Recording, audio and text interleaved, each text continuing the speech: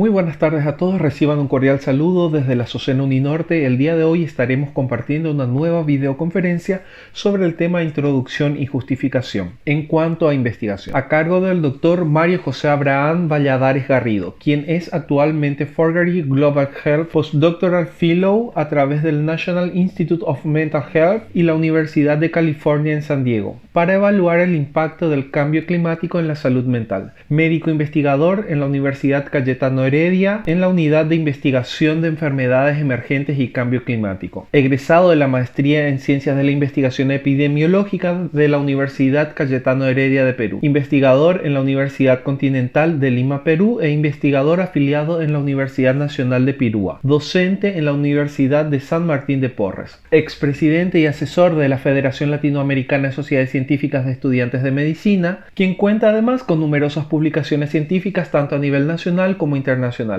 Agradeciendo una vez más la presencia de cada uno de ustedes, damos inicio a esta nueva videoconferencia en la tarde de hoy, así que adelante doctor, estamos con usted. Mucho gusto con todos los presentes. El propósito de esta presentación es conversar sobre la forma correcta, consistente de realizar la redacción de la sección de introducción y justificación, ya sea para fines de su protocolo de investigación o caso contrario para el desarrollo de un artículo científico para su posterior publicación en una revista.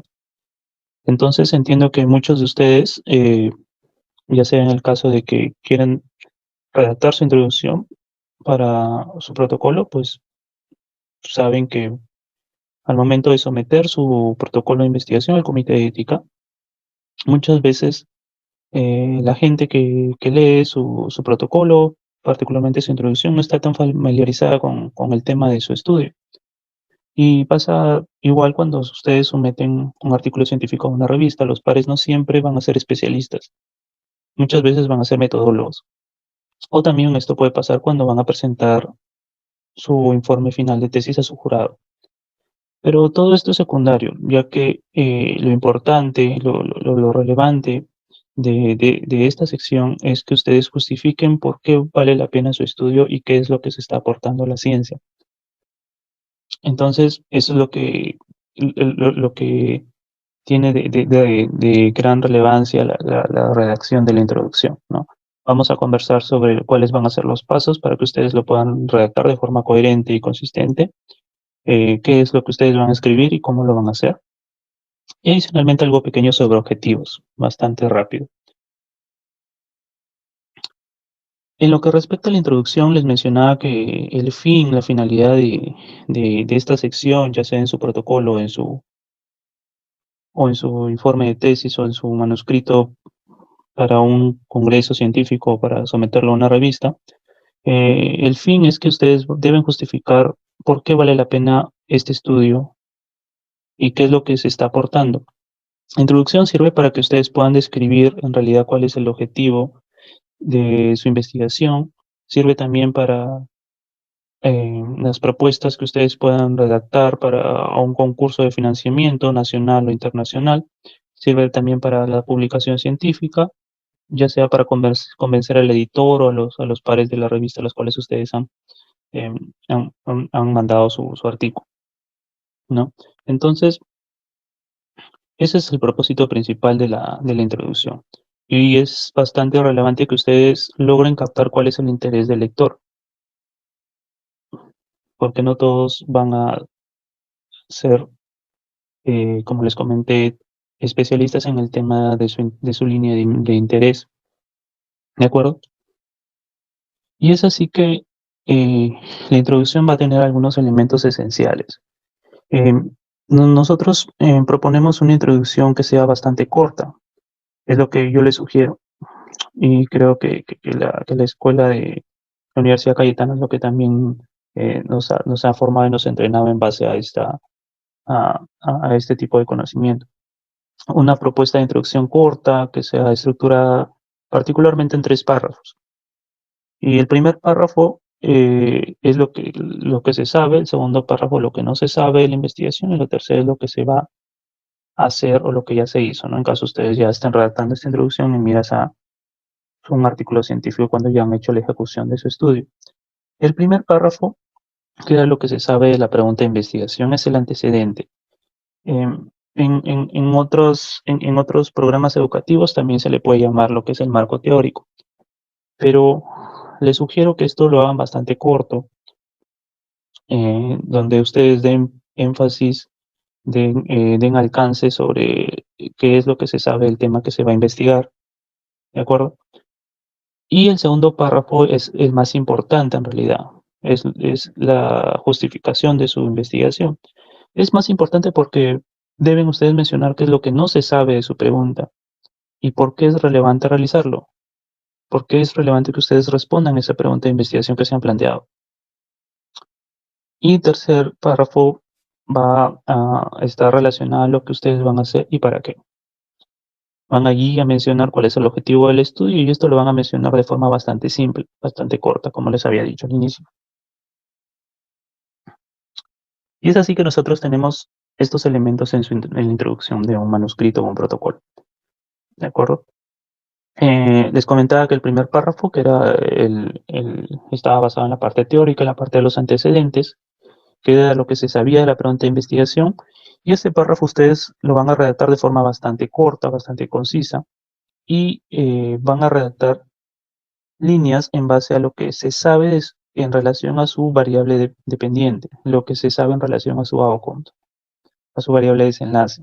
Por ejemplo, supongamos que su outcome es parto prematuro.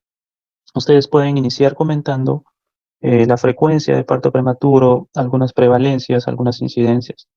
Pueden comentar por qué es importante en términos de morbilidad, hablar de mortalidad también a nivel mundial, la mortalidad en este caso del parto prematuro a nivel de Latinoamérica, a nivel de Perú y también en la región donde ustedes han desarrollado o van a desarrollar su investigación. Pero insisto, esto debe ser bastante conciso. Y luego, en el resto de este primer párrafo, en la segunda mitad, el primer párrafo de que es lo que se sabe, ya no van a hablar solamente de su outcome, sino ya van a hablar de su pregunta de investigación.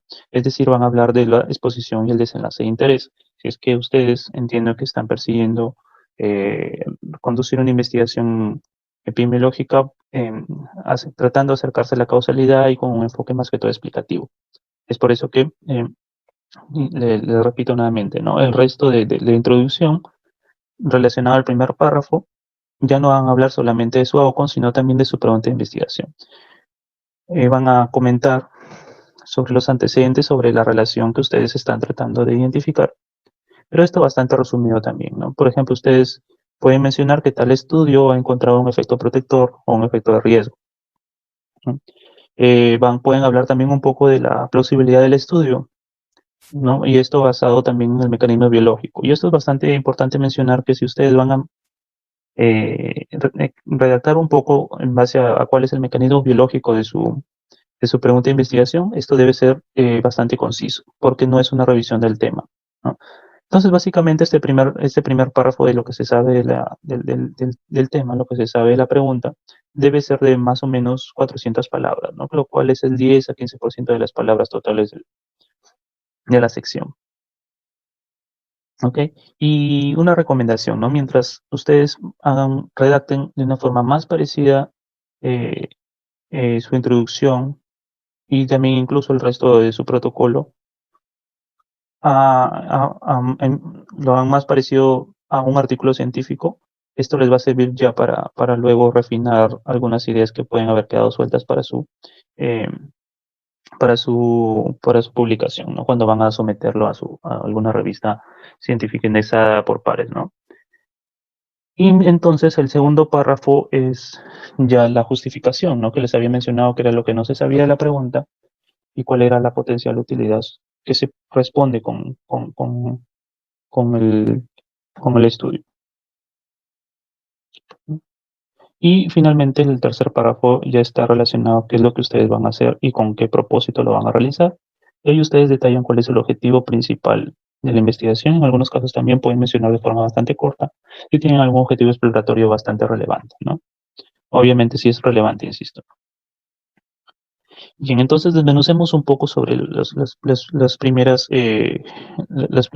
ítems en la introducción, ¿no? En términos generales, eh, insisto, la- las revistas científicas, los curados que han sido debidamente entrenados en investigación epidemiológica, eh, prefieren introducciones cortas, entonces yo les sugiero eso, ¿no? Lo cual, insisto, esto va de la mano con algo en general, ¿no?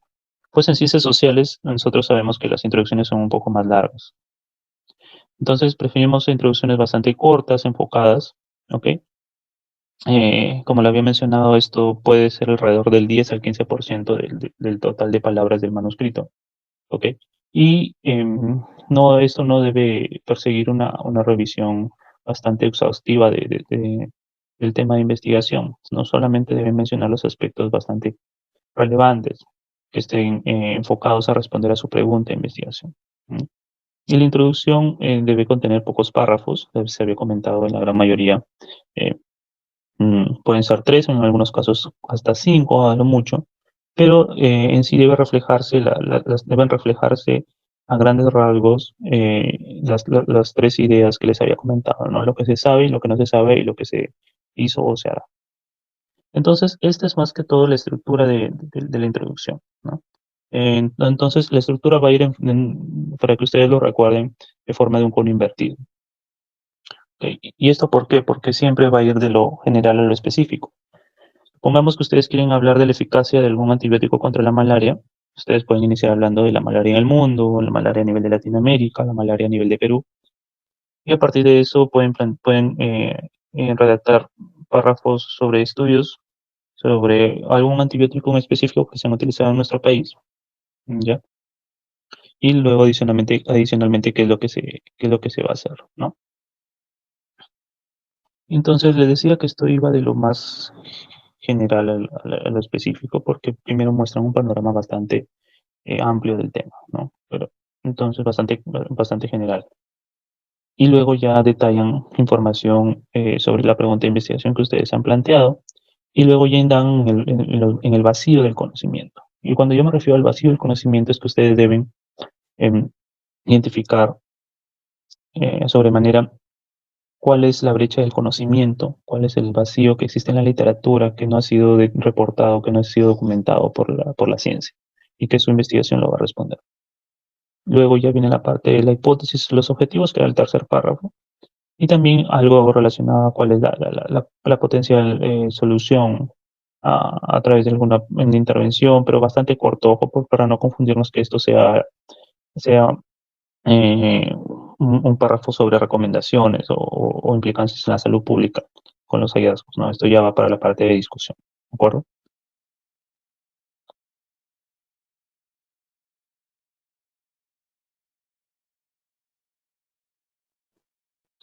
Es así que, como les mencionaba, el primer párrafo habla de lo que se sabe del tema, ¿no?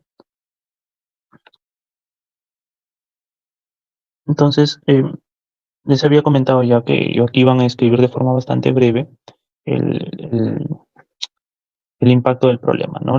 Ir de lo general a lo específico, pueden comentar características del amor y mortalidad del outcome, ¿no? Empezando desde lo más general hasta lo específico, a nivel mundial, Latinoamérica y luego Perú, incluso también en la región, si es que existiera evidencia.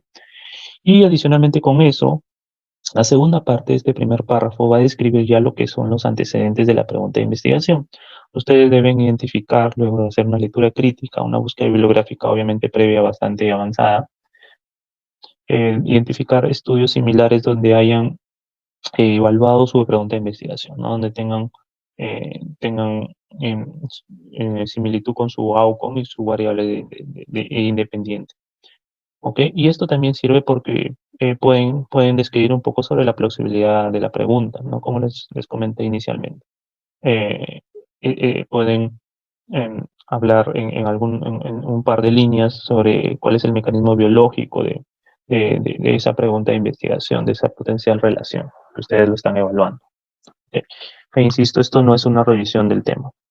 Para eso les he traído un ejemplo que lo pueden también ver. Y este es un ejemplo de un paper, ¿ok? Un ejemplo de enfermedad cardiovascular Y como ven, lo primero que se habla es sobre que la problemática en la salud pública, ¿no? ¿Qué es lo que se sabe del tema? Luego mencionan los estudios que existen sobre el tema. Esto de una forma bastante corta, a grosso modo, e inmediatamente siguen hablando del estudio y sus hallazgos, ¿no? Y todo esto debe ser bastante conciso, ¿no? Esta parte del primer párrafo debe englobar em, e- em, evidencia eh, sobre su outcome en un primer momento y luego sobre su pregunta de investigación.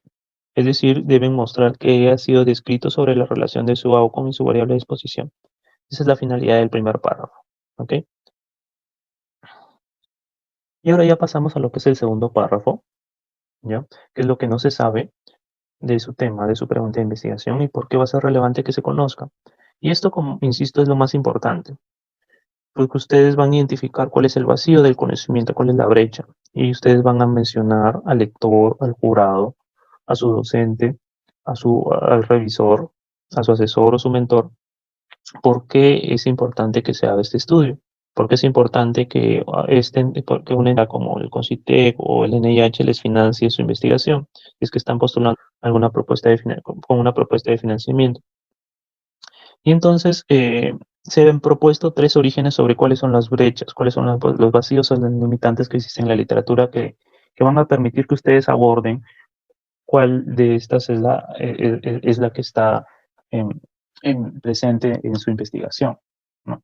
Y en realidad estos tres vacíos van de la mano con la falta de estudios, segundo con estudios que se desarrollan en contextos que no son generalizables y tercero con deficiencias metodológicas, ¿ok? Y hablemos un poquito de cada uno de ellos. En lo que respecta a la falta de estudios, esto es traducido a que en el caso no se hayan evidenciado estudios sobre ese tema, sobre esa pregunta de investigación, pero nosotros sabemos que esto es bastante relativo, porque el hecho de que no exista un estudio sobre este tema en tu población no va a significar que debes hacer un estudio sí o sí en tu población de estudio.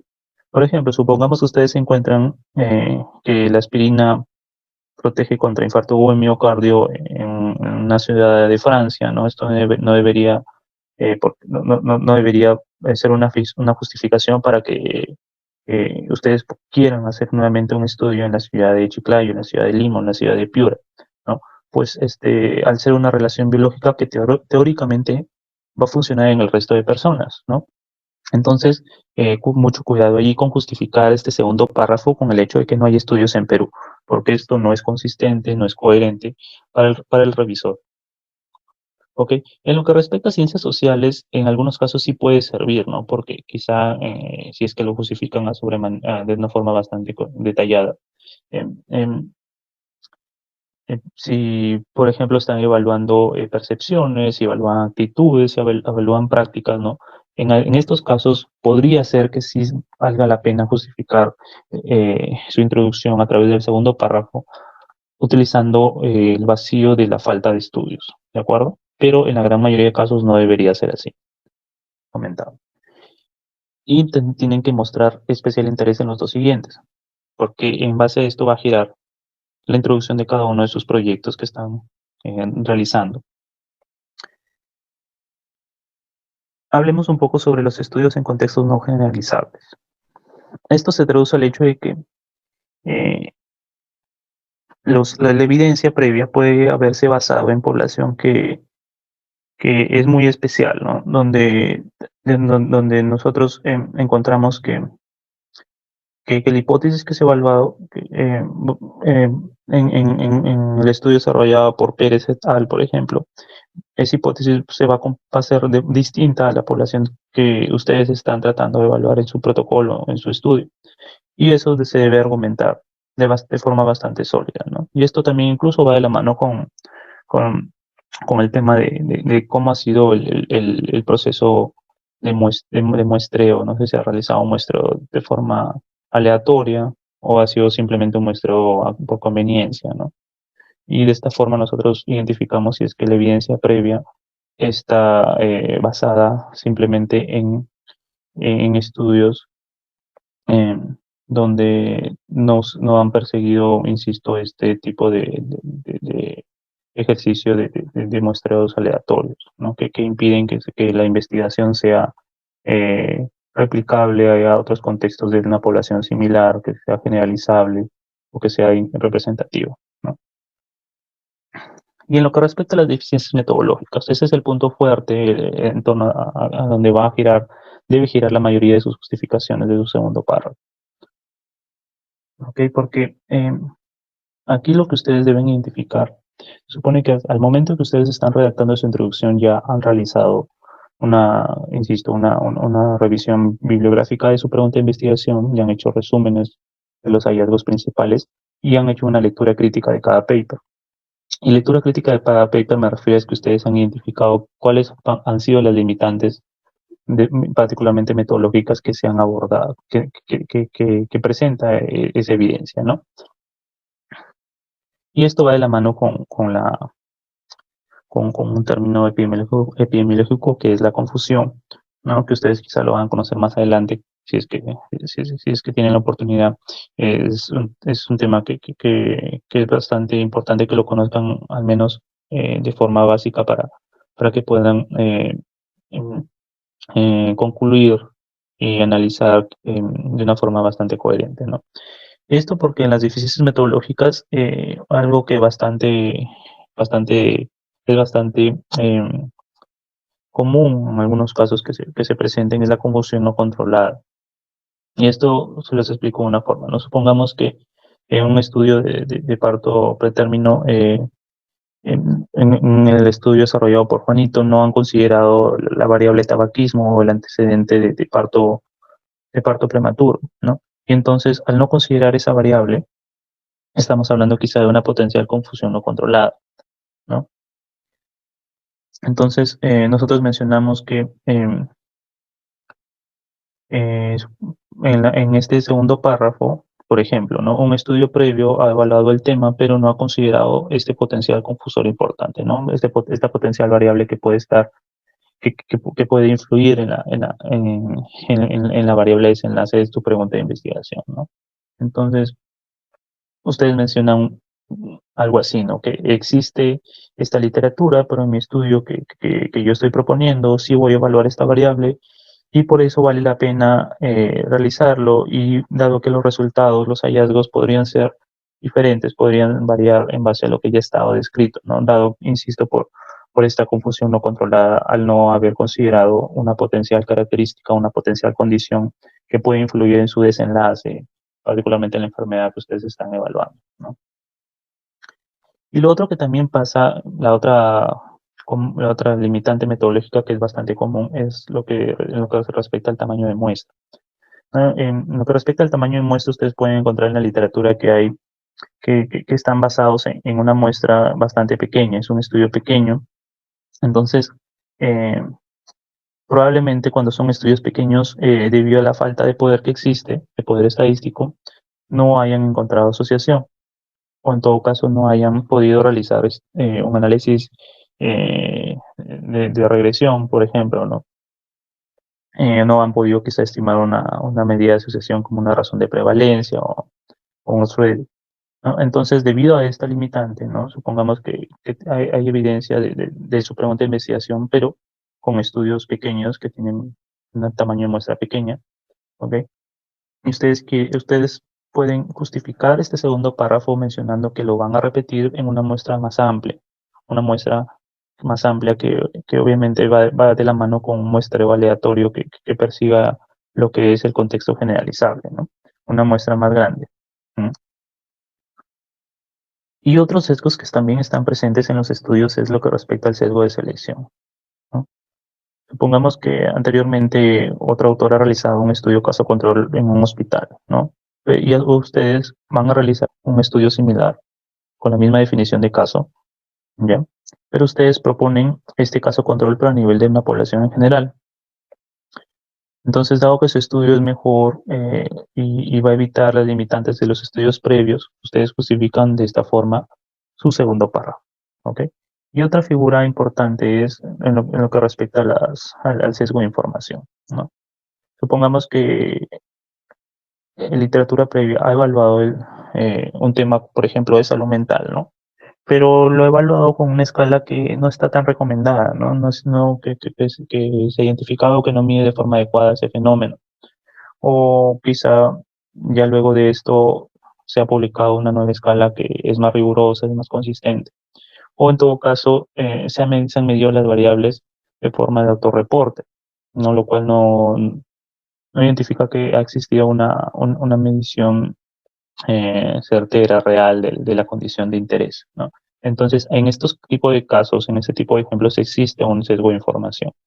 Entonces, ustedes pueden justificar este segundo párrafo en base a que existe evidencia previa que sí ha abordado la pregunta de investigación, pero presenta este vacío, presenta esta limitante de sesgo de información, dado que ha evaluado por autorreporte las variables y en su estudio ustedes ya no van a hacerlo de esta forma, sino que van a hacer una medición de forma real. ¿Ok? Entonces, como recomendación principal es que ustedes cuando estén revisando sus artículos, cuando estén realizando su búsqueda bibliográfica ya y los estén leyendo críticamente, evalúen y díganse, ¿no? Mi base tiene poca muestra o mi base mi base tiene una cantidad de observaciones mucho mayor, ¿no? O si mi base ha tenido una medición mejor de las variables de interés de mi variable exposición, mi variable desenlace, ¿no? O si su estudio no presenta sesgo de selección, por ejemplo, o si su estudio está basado en una base de datos de tipo prospectivo, ¿no? No rol ni un transversal, ¿no? De esa forma ustedes pueden hacer esas comparaciones y pueden saber cómo es que aportan sus bases de datos. En el caso estén desarrollando un análisis de datos secundarios, ¿no? O en todo caso, si es que van aún a realizar un estudio ya con datos primarios, ¿no? Deberían hacer esas comparaciones al momento de redactar su protocolo de investigación, ¿no? Entonces, luego de esto, ustedes finalmente pueden discutir cuál es la utilidad de su pregunta de investigación, ¿no?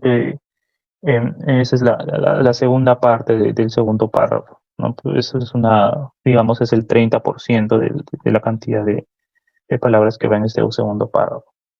¿No? Ustedes discuten cuál es la potencial utilidad de responder esa pregunta, cuál es la utilidad de hacer un nuevo estudio que evite las limitaciones de estudios previos y obviamente obteniendo una respuesta más válida de la asociación que se va a evaluar. Por ejemplo, supongamos, ¿no? Ustedes pueden mencionar estudios previos, demuestran que el OR eh, para tal asociación es tal, ¿no? Supongamos que 3.5, ¿no? Pero esto puede estar complicado por un sesgo de confusión no controlada, por lo que les expliqué anteriormente, ¿no? Por tanto, voy a hacer este estudio porque nos va a permitir estimar el radio de una forma más real, más certera, ¿no? De esta asociación, ¿no? Y esto va a servir para futuras políticas públicas, futuros estudios, ¿no? Entonces, de esa forma, más o menos, ustedes pueden eh, redactar su segundo párrafo, la segunda parte del segundo párrafo, que es lo que respecta a la potencial utilidad de responder a la pregunta, ¿no? Y veamos un ejemplo aquí, ¿no? ¿Qué es lo que no se sabe del tema, ¿no? Del segundo párrafo. En este ejemplo se menciona que la asociación, mencionan que una asociación por ejemplo, que la beta selectina es un factor protector, ¿no? Eso es lo que mencionan, ¿no? Por literatura. Pero sin embargo, está bien, ¿no? Por literatura se sabe que la beta selectina es un factor protector, pero esto no provee una información de fisiopatología de inflamación, ¿no? Entonces, en este segundo párrafo de este ejemplo mencionan qué es lo que falta, mencionan cuál es el vacío, cuál es la brecha del conocimiento. Y esa es la finalidad de que ustedes también propongan más o menos este segundo párrafo. ¿Ok? La extensión puede ser un poco mayor dependiendo cuáles son los vacíos que ustedes han identificado en base a las tres propuestas que les he comentado. ¿Ya? Y bueno, otra cosa que también les quería comentar, ¿no? Si ustedes tienen la suerte de tener una idea de investigación, de pensar en una situación que sea realmente nueva, bacán, ¿no? Pero lo más probable es que ustedes hagan algo de estudios que ya se han tratado de responder, ya han tratado de responder a la pregunta de investigación que ustedes se plantean, ¿no? Y es por eso que ustedes van a basar su segundo párrafo en base a las limitantes previas, ¿no? cómo ustedes van a ayudar a sobrellevar estas limitantes, ¿no? Cómo ustedes van a capturar, van a identificar esas limitantes, van a tratar de solucionarlo en su estudio, ¿no? Y al hablar de esto va a ser de una forma bastante general, ¿no? Ese es también otro comentario, otra sugerencia, ¿no? No se refieran en el segundo párrafo específicamente al autor, ¿no? Hacerlo de una forma un poco más académica, ¿no? Mencionar, por ejemplo, la evidencia, ha encontrado estudios que han evaluado esa pregunta de investigación, sin embargo, la gran mayoría ha encontrado sesgo potencial de selección, ¿no? De esa forma más o menos debería redactarse. No mencionarlo, por ejemplo, eh, Pérez et al. En su estudio realizado en Colombia, eh, respondió a esta pregunta de investigación, sin embargo, se ha identificado un potencial sesgo de selección, ¿no? De esa forma, ¿no? ¿Okay? No referirse específicamente al autor. ¿Okay? Y el tercer párrafo, ya finalmente, que es la tercera parte de la introducción, responde a lo que se va a hacer, ¿no? Ustedes en 2 o 3 líneas dicen lo que se va a hacer y cómo se va a hacer, ¿de acuerdo? Entonces, en este contexto, ustedes van a realizar un análisis, supongamos, pueden estar realizando un estudio primario, un estudio de análisis de datos secundarios, ¿no? Entonces ustedes pueden redactar su tercer párrafo mencionando más o menos así, ¿no? En este contexto se hará un análisis secundario, supongamos que es de esa forma, ¿no? Para evaluar la asociación entre su variable dependiente e independiente, ¿no? Por tanto, eh, se evaluará la asociación, supongamos otra forma de redactarlo, entre el uso de este medicamento y este desenlace en Perú, ¿no? Y todo este tercer párrafo debe ser una consecuencia lógica de lo que ustedes han mencionado en su primer y segundo párrafo. ¿Ok? E insisto, ¿no? Este tercer párrafo debe mencionar a detalle cuál es la pregunta de su estudio, ¿no?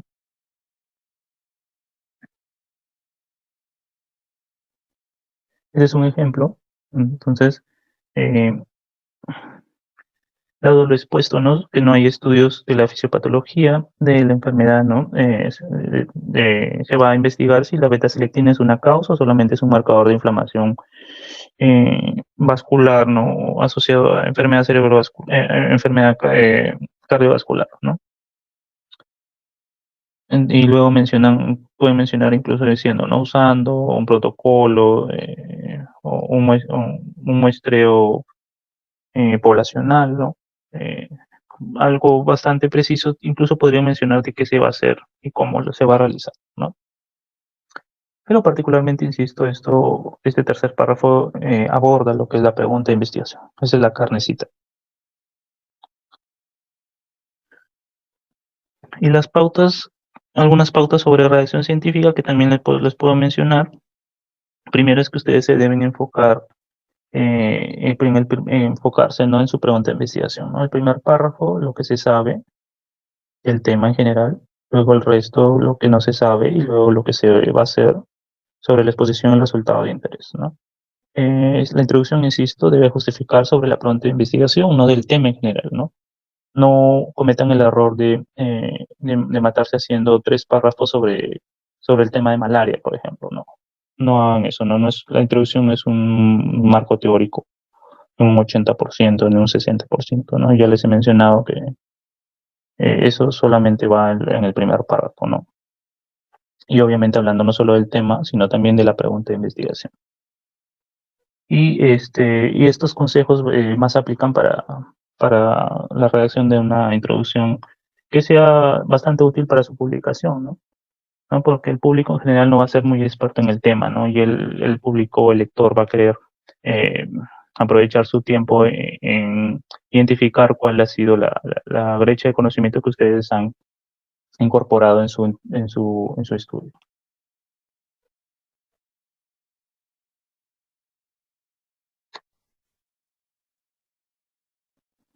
Y bien, ¿cuáles son los errores comunes que también se presentan? Supongamos, otro error común es que ustedes se extiendan de forma demasiado en generalidades o temas que no son importantes en su investigación, ¿no? Pongamos que su artículo, su proyecto es sobre cáncer de mama, ¿no? Ustedes se tiran hablando tres párrafos sobre cáncer de mama, sobre teorías de esta neoplasia, ¿no? ¿Por qué hay cáncer de mama? ¿Cuáles han sido sus orígenes? Y toda su introducción giró en torno a eso. Y nunca hablaste sobre tu pregunta de investigación. No, no cometan esos errores, ¿no? Otro potencial error es que ustedes den detalles claves de lo que va a ir en discusión, ¿no? Lo que les mencionaba, ¿no? Sobre todo en los términos de mecanismos o posibles explicaciones de la asociación, ¿no? Porque esto se va a mencionar, sí, para la plausibilidad biológica, como les dije, pero de forma bastante concisa, ¿no? Otro error es que ustedes citen estudios sin que describan sus hallazgos, ¿no? Mencionando Pérez y colaboradores hicieron esta investigación sobre ese tema, pero nunca mencionan qué errores o qué aciertos han tenido, ¿no? Entonces, eso también es un error común que se puede presentar, ¿no? Otra cosa importante es también no ser preciso, ¿no? Es un error común, donde se puede incluir en cada frase la información necesaria para comprensión, ¿no? Pongamos, vemos en unas frases imprecisas: cada año el VIH causa una gran cantidad de muertes, ¿no? Pero a lo que a nosotros nos interesa es conocer el dato de cuál es la frecuencia de mortalidad, ¿no? Cuál es la tasa de mortalidad o la tasa de letalidad, ¿okay?, que se presenta en un determinado país o región, ¿no? Porque decir gran cantidad de muertes es bastante ambiguo, ¿no? Siempre que lean y relean su introducción se van a dar cuenta de estos problemas, de estos errores que se pueden presentar, y esto se puede ir refinando, editando de forma repetida, de forma sistemática. Y otro potencial error es, por ejemplo, lo segundo, ¿no? Los fumadores varones son más propensos a desarrollar cáncer de estómago, ¿no? Pero aquí lo que falta es mencionar cuál es cuál es el grupo de referencia, ¿no? En este caso, el grupo de comparación, que son las fumadoras, ¿no? Por más obvio que sea, también debe identificarse, debe abordarse, ¿no? ¿Y cómo ustedes deben escribir? Bueno, ¿cómo escribir su introducción? Pueden hacerlo en una línea inicialmente, sobre lo que se sabe, lo que no se sabe y lo que se va a hacer. Porque ustedes deben iniciar con viñetas cortas, ¿no? Sobre las ideas que tienen. Y luego de esto ya ustedes van a expandir cada viñeta, ¿no? Hasta que ustedes la conviertan en una frase completa. ¿Ok? Porque esto ya se va a incrementar. Esta viñeta ya luego se va a convertir en frases y párrafos, sucesivamente, ¿no? No deben poner demasiadas referencias cuando no sea necesario, ¿no? Traten de ser consecuentes, ojo. Sean consecuentes a lo que se está referenciando. No mencionen, por ejemplo, múltiples estudios afirman que tal factor es protector para dicho desenlace, ¿no? Y el momento de referencial solo ponen un estudio, ¿no? No mencionen varios estudios y solamente van a citar uno, ¿ok? Entonces, el consejo inicial es que ustedes redacten, insisto, viñetas cortas, ¿ok? Sobre las ideas que ustedes tienen de los tres párrafos. Luego esas ideas ya se van a expandir conforme van a ir trabajando en su introducción, ¿no? Esto es, por ejemplo, una idea de este es un ejemplo de ideas iniciales, ¿no? Estas ya van a ser viñetas, pero aún no están referenciadas, ¿no? Donde ya se puede ir trabajando luego en la extensión de cada párrafo, ¿no? Pero ahí ya identificamos de forma clara, por ejemplo, la primera viñeta está enfocada a responder el primer párrafo de qué es lo que se sabe del tema, ¿no? ¿Qué es lo que se sabe del outcome, de diarrea del viajero? Y luego la segunda viñeta está enfocada a identificar qué es lo que no se sabe, ¿no? Aquí en este caso no se sabe si la consejería previaje puede ser un factor protector para la diarrea del viajero. Y el tercer párrafo es qué es lo que se va a hacer, ¿no? Que se va a hacer realizar una comparación de incidencias de este AOCON entre turistas que visitaron o no una clínica de viajeros, ¿no? Obviamente utilizando un ajuste por potenciales confusores, ¿no? Que pueden resultar relevantes, dado que pueden influir en la medida de sucesión que ustedes van a estimar, ¿no? Bueno, la última viñeta también va de la mano em, un poco con la implicancia, ¿no? De para qué se va a hacer, ¿no? O para qué se hizo el estudio. Entonces, como les mencionaba, ¿no? Estas viñetas pequeñas luego se van a convertir en frases completas, ¿no? Donde ustedes ya van a incluir datos, incluir referencias que respalden sus argumentos que se han planteado, ¿no? Y ya dan una idea de la magnitud de, eso, de su introducción, ¿no? Es importante que ustedes puedan enlazar cada frase, porque, insisto, deben tener una secuencia lógica, ¿no? No deben mostrarse, no deben identificarse ideas de forma aislada en cada párrafo, ¿no? Deben fluir de forma natural. Bueno, algo bastante corto sobre objetivos, ¿no? Que quizá les va a servir para la siguiente sección que ustedes van a redactar. Este objetivo va a responder a su potencial pregunta de investigación, ¿no? Y esto sirve porque les permite a ustedes redactar el último párrafo, ¿no? De qué es lo que se hizo, se hará, ¿no? Y es importante que el objetivo responda.